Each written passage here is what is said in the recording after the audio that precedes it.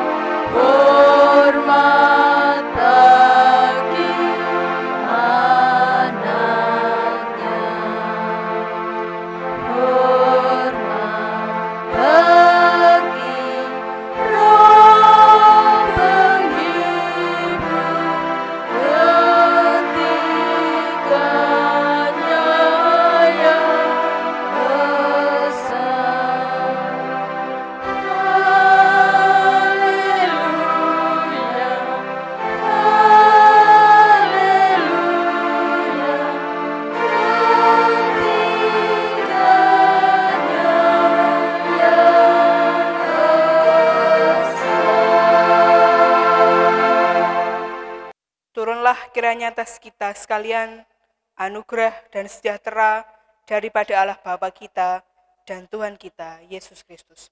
Amin. Jemaat yang dikasihi Tuhan, mari bersama pada pagi hari ini kita mau menaikkan puji-pujian kita. Mari kita bersama pujikan dari Kidung Jemaat nomor 3, baitnya yang pertama sampai dengan bait yang ketiga. Besar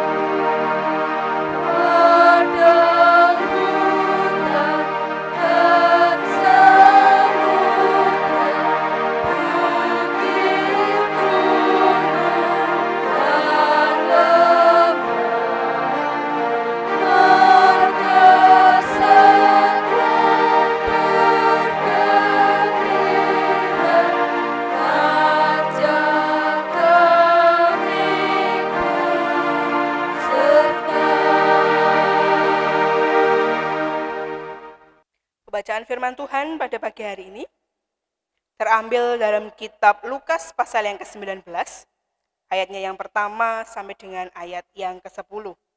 Kitab Lukas pasal yang ke-19, ayat yang pertama sampai dengan ayat yang ke-10. Demikian bunyi firman Tuhan. Yesus masuk ke kota Yeriko dan berjalan telus melintasi kota itu. Di situ ada seorang bernama Sakeus, kepala pemungut cukai, dan ia seorang yang kaya. Ia berusaha untuk melihat orang apakah Yesus itu, tetapi ia tidak berhasil karena orang banyak, sebab badannya pendek. Maka berlarilah ia mendahului orang banyak, lalu memanjat pohon ara untuk melihat Yesus yang akan lewat di situ.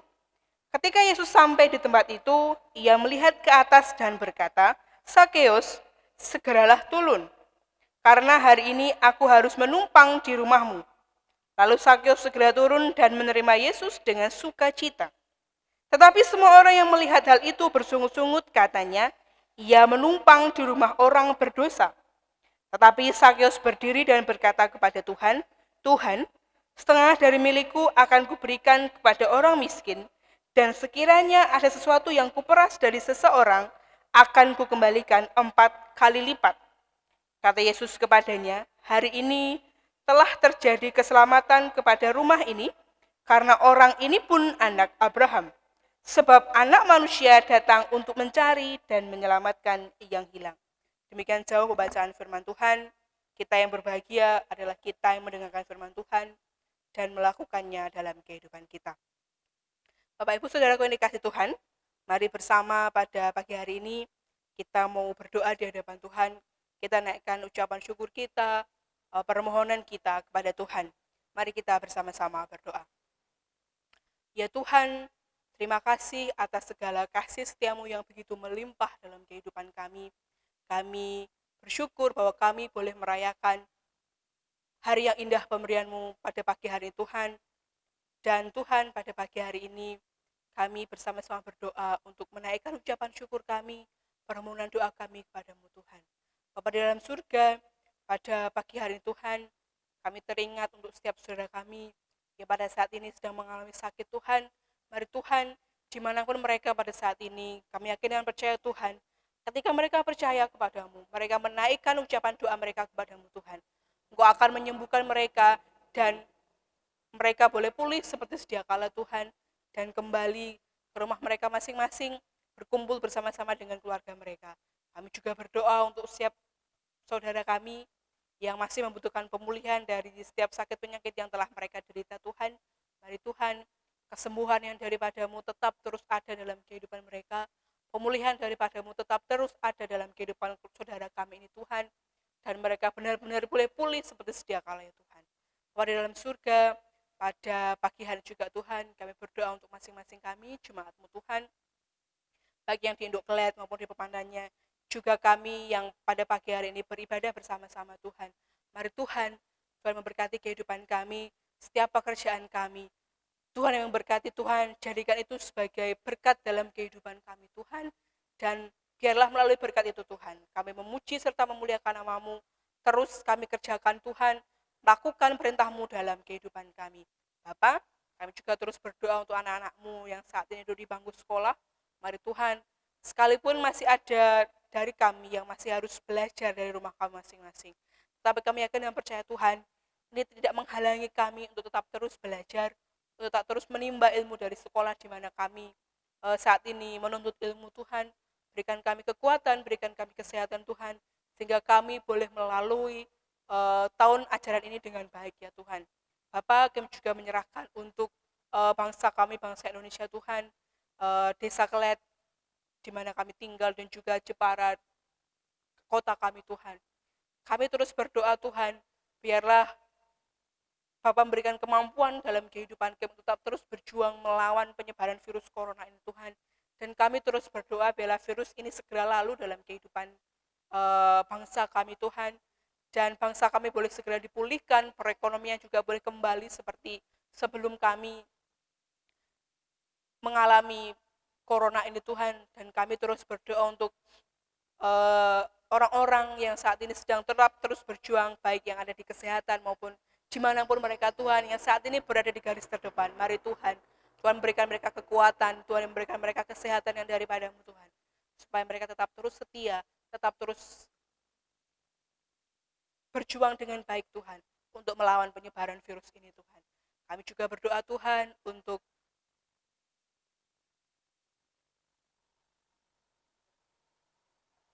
pemerintah kami Tuhan, baik pemerintah yang dari pusat sampai ke daerah-daerah Tuhan. Mari Tuhan, Tuhan yang memberkati, biarlah Bapak yang menguatkan para pemimpin kami ini Tuhan, sehingga mereka boleh memimpin dengan baik, mereka boleh memimpin dengan bijaksana Tuhan, dan dapat membawa kemajuan di tempat di mana mereka memimpin ya Tuhan, dan mereka benar-benar memimpin bukan untuk kepentingan mereka maupun golongan mereka sendiri, tetapi yang mereka kerjakan, yang mereka perjuangkan Tuhan, adalah untuk kepentingan bersama, kemajuan kami Tuhan, seluruh bangsa Indonesia ini Tuhan.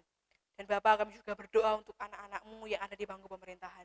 Mari Tuhan yang memberkati, mari Tuhan yang menyertai, biarlah anak-anak-Mu ini Tuhan boleh menjadi garam dan terang di tempat di mana mereka saat ini ditempatkan Tuhan.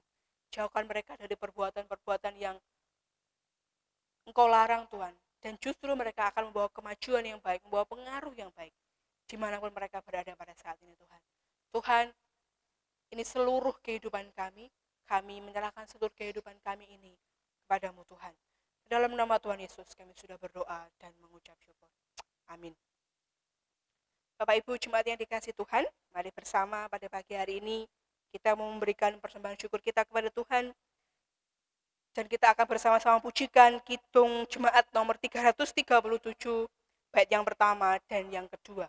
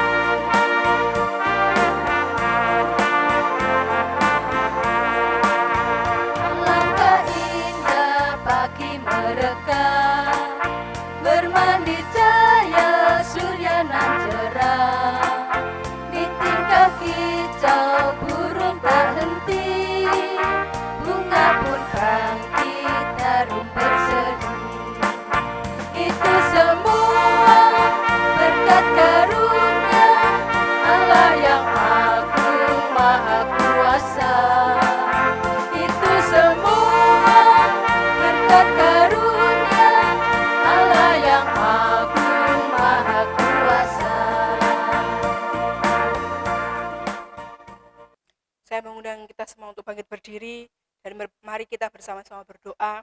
Kita mau menyerahkan persembahan syukur kita kepada Tuhan. Mari kita bersama-sama berdoa.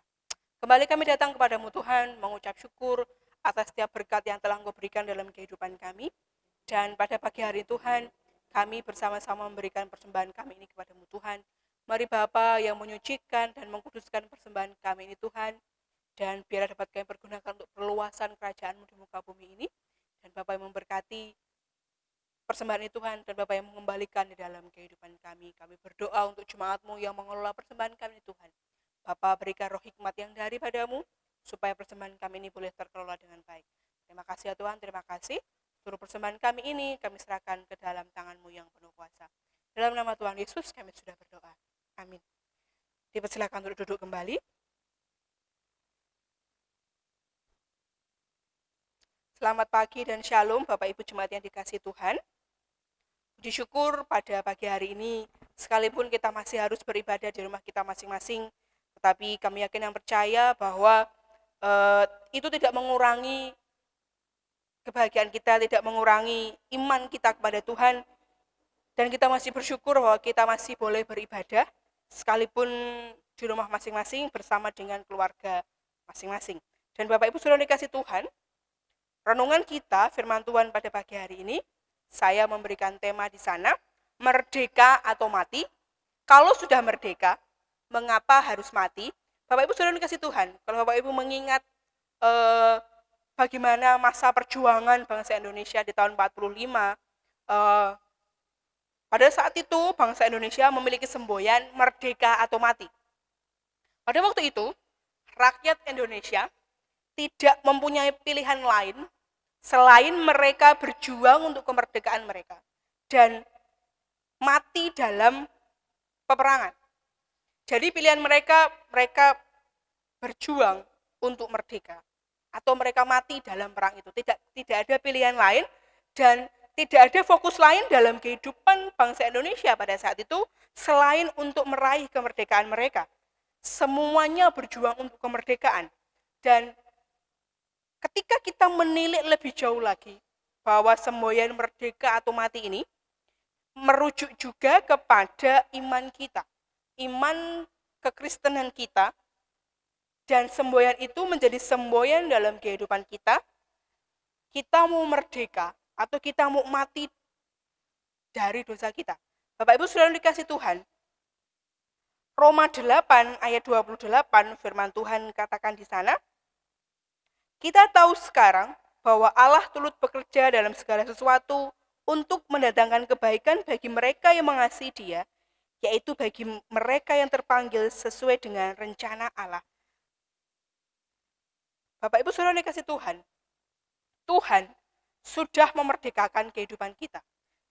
Tuhan sudah memberikan kita kemerdekaan dan Tuhan sudah melepaskan kita dari belenggu dosa.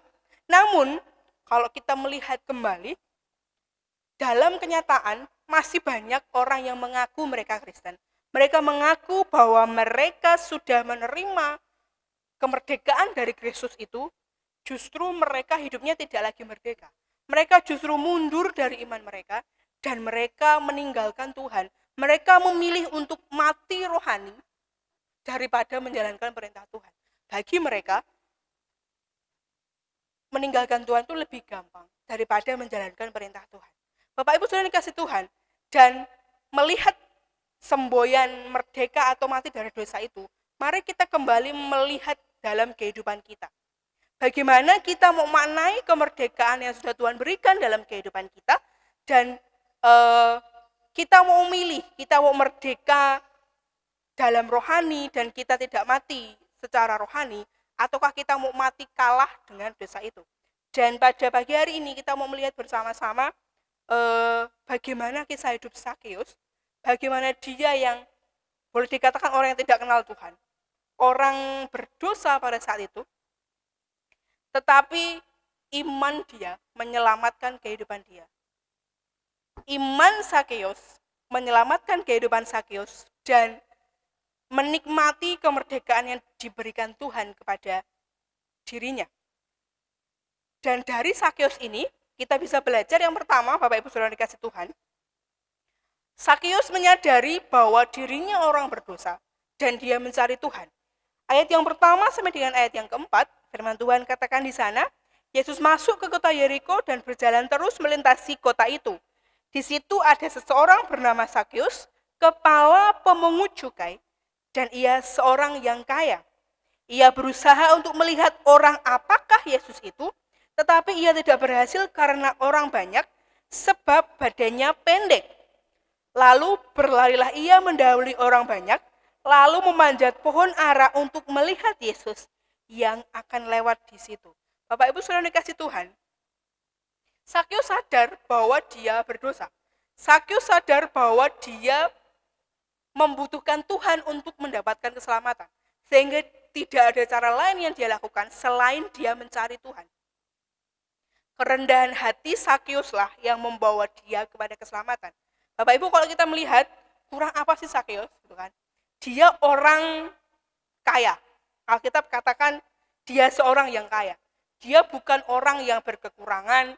Dia bukan orang yang punya sakit menaun yang tidak bisa sembuh. Dia punya jabatan yang baik. kepala pemungut cukai. Dan Alkitab katakan dia seorang yang kaya. Dia tidak butuh apa-apa sebetulnya. Tetapi dia sadar bahwa dia orang berdosa. Dia perlu mencari Tuhan. Dia perlu mendapatkan keselamatan itu. Dia memilih untuk merdeka dari dosanya dia. Dan dia memilih untuk ikut Tuhan. Sakeus dengan penuh kerendahan hati, sadar akan dosa dan kesalahannya. Dan dia datang mencari Tuhan. Dia tidak katakan, aku sudah gak butuh lagi apa-apa. Aku sudah punya semuanya. Sakeus punya segalanya di dunia pada saat itu. Yang dibutuhkan orang uang, dia punya uang. Yang dibutuhkan orang jabatan, dia punya jabatan. Tetapi dia dengan penuh kerendahan hati dan sadar dia perlu Tuhan. Dia menyadari bahwa dia berdosa sehingga dia pergi mencari Tuhan. Dan kalau kita melihat, Sakeus juga punya kekurangan. Sekalipun dia orang kaya, sekalipun dia orang punya jabatan, tetapi dia bukan orang dengan tinggi rata-rata, Bapak Ibu. Dia punya kelemahan. Dia orang pendek, dikatakan di situ. Tetapi apakah kekurangan dia itu menghalangi dia untuk ikut Tuhan? Tidak. Kekurangan dia tidak menghalangi dia untuk dia mencari Tuhan. Bahkan di ayat yang keempat dikatakan di sana, maka berlarilah ia mendahului orang banyak, lalu memanjat pohon ara untuk melihat Yesus yang akan lewat di situ. Dia punya usaha untuk bisa mencapai keinginannya, Bapak Ibu Saudara yang dikasihi Tuhan. Dia tidak hanya diam diri, dia tidak menggunakan kekuasaannya dia untuk mendatangkan Tuhan ke rumahnya. Kalau dia mau, dia bisa. Dia punya uang, dia punya jabatan. Dia tinggal menyuruh anak buahnya, kamu tolong itu Yesus bawa ke sini. Bisa Sakeus lakukan. Tetapi Sakeus tidak lakukan itu, dia memilih untuk merendahkan hatinya, merendahkan dirinya di hadapan Tuhan, karena dia sadar dia butuh Tuhan. Dia sadar bahwa dia ingin merdeka dari dosanya dia. Dia ingin kemerdekaan itu, dia tidak ingin mati secara rohani. Sehingga dia datang mencari Tuhan. Bapak Ibu Saudara dikasih Tuhan. Sakeus membuktikan bahwa dengan kemerdekaan dari Tuhan, dia bisa menikmati kemerdekaan itu dan dia tidak lagi berhubungan dengan dosa. Dia sadar bahwa dia berdosa dan dia mencari Tuhan. Ada banyak orang yang sadar bahwa mereka berdosa, tetapi mereka tidak mau mencari Tuhan. Sakeus punya kedua-duanya, Bapak Ibu Saudara dikasih Tuhan. Dia sadar bahwa dia berdosa dan dia tidak tinggal diam. Dia melepaskan semua yang dia punya.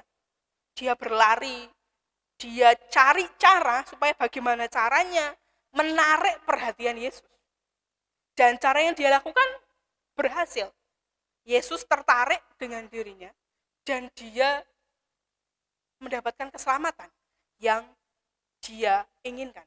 Bapak Ibu Saudara dikasih Tuhan, kerendahan hati yang membawa kita kepada keselamatan, karena Tuhan akan melimpahkan belas kasihan dan karunia-Nya kepada kita. Kemerdekaan itu akan diberikan kepada kita kalau kita mengkosongkan diri kita, kita menyadari bahwa kita ini berdosa. Dan kita tidak hanya tinggal diam saja, tetapi kita pergi mencari Tuhan. Itu yang pertama. Bagaimana kita bisa merdeka dan tidak lagi mati secara rohani? Kita sadar bahwa kita perlu mencari Tuhan. Kita sadar bahwa kita ini orang berdosa dan kita pergi mencari Tuhan. Yang kedua, Bapak Ibu Saudara yang dikasih Tuhan, adalah bagaimana kita menyenangkan hatinya Tuhan. Banyak orang mengatakan, menyenangkan Tuhan itu gampang. Kita bantu orang yang tidak mampu. Kita pergi ini, kita ke sini, kita ke panti asuhan ini, kita sumbangkan ini. Tetapi bukan seperti itu yang dikerjakan Sakeus. Dia sadar bahwa dia butuh Tuhan dan dia cari Tuhan. Ada usaha yang dia lakukan dan Sakeus ingin menyenangkan hatinya Tuhan dengan melakukan perintah Tuhan. Karena dia begitu senang, karena dia begitu bahagia menerima keselamatan itu, sehingga di ayat yang ke-8 Sakeus katakan di sana, tetapi Sakeus berdiri dan berkata kepada Tuhan, Tuhan, setengah dari milikku akan kuberikan kepada orang miskin, dan sekiranya ada sesuatu yang kuperas dari seseorang, akan kukembalikan 4 kali lipat. Bapak Ibu, ada hukum Yahudi yang mengatakan bahwa ketika dia ingin membantu seseorang, itu 20% dari apa yang dia punya. Tetapi Sakeus di sini karena saking bahagianya dia menerima berkat keselamatan yang tidak bisa ditukar dengan apapun itu, dia katakan setengah dari yang dia punya. Bukan lagi 20% seperti aturan, tetapi setengah yang dia punya. Kemudian memang ada kewajiban untuk mengembalikan barang jarahan begitu atau sesuatu yang diperas dari orang lain. Tetapi Sakeus karena saking dia bahagia, dia ingin mengucap syukur dengan berkat keselamatan dia terima, dia katakan akan ku kembalikan 4 kali lipat. Kalau Sakeus tidak sadar bahwa dia butuh Tuhan, dia tidak sadar bahwa dia harus melakukan perintah Tuhan, tidak mungkin dia akan lakukan itu. Tetapi Sakeus sadar bahwa dia harus menyenangkan hatinya Tuhan dengan melakukan perintah Tuhan. Tidak hanya dia terus diam saja menerima keselamatan itu tidak berbuat apa-apa. Dia ingin membuktikan bahwa seorang yang merdeka harus mengalami perubahan dalam kehidupan mereka. Tidak sama seperti sebelumnya. Roma pasal yang ke-12, ayat yang ke-11 sampai dengan ayat yang ke-12, firman Tuhan katakan di sana, janganlah hendaknya kerajinanmu kendor, biarlah rohmu menyala-nyala dan layanilah Tuhan. Bersukacitalah dalam pengharapan, sabarlah dalam kesesakan, dan bertekunlah dalam doa. Sakeus ingin tetap terus melayani Tuhan. Dia tidak membiarkan bahwa semangatnya dia saat dia pertama kali menerima keselamatan itu dibiarkan lalu dari dirinya. Dia melakukan perintah Tuhan. Dia melakukan apa yang Tuhan kehendaki dalam kehidupan mereka dan tentunya itu menyenangkan hatinya Tuhan. Bapak Ibu Saudaraku yang dikasih Tuhan, mari kita mengevaluasi kehidupan kita. Mari kita bebas memilih, kita mau merdeka daripada dosa atau kita mau mati kalah daripada dosa itu. Dan jika kita sudah memilih merdeka, marilah kita tetap terus jaga kemerdekaan itu, jangan sampai kemerdekaan itu mati atau kemerdekaan itu lenyap daripada kehidupan kita karena kita pasif saja, karena kita tidak melakukan apa-apa. Mari kita melakukan perintah Tuhan. Mari kita sadar bahwa kita ini orang berdosa dan kita mencari Tuhan. Kemudian mari kita menyenangkan hatinya Tuhan dengan melakukan kehendak Tuhan. Jangan sampai keselamatan yang sudah Tuhan berikan dalam kehidupan kita ini percuma, sia-sia saja, dan justru itu membawa kutuk dalam kehidupan kita, tidak membawa berkat dalam kehidupan kita. Mari kita merdeka bersama-sama dengan Tuhan. Kita yang sudah dimerdekakan oleh Tuhan. Jangan sampai kemerdekaan itu hilang daripada kita, dan mari kita melakukan kehendak Tuhan seperti yang Tuhan kehendaki. Itu kita lakukan dalam kehidupan kita. Amin. Untuk firman Tuhan pada pagi hari ini, mari kita bersama-sama berdoa. Kita mau mengucap syukur pada Tuhan karena berkat Tuhan, karena kasih Tuhan di dalam kehidupan kita. Mari kita bersama-sama berdoa. Kami mengucap syukur padamu ya Tuhan, karena kasih-Mu, karena berkat-Mu dalam kehidupan kami.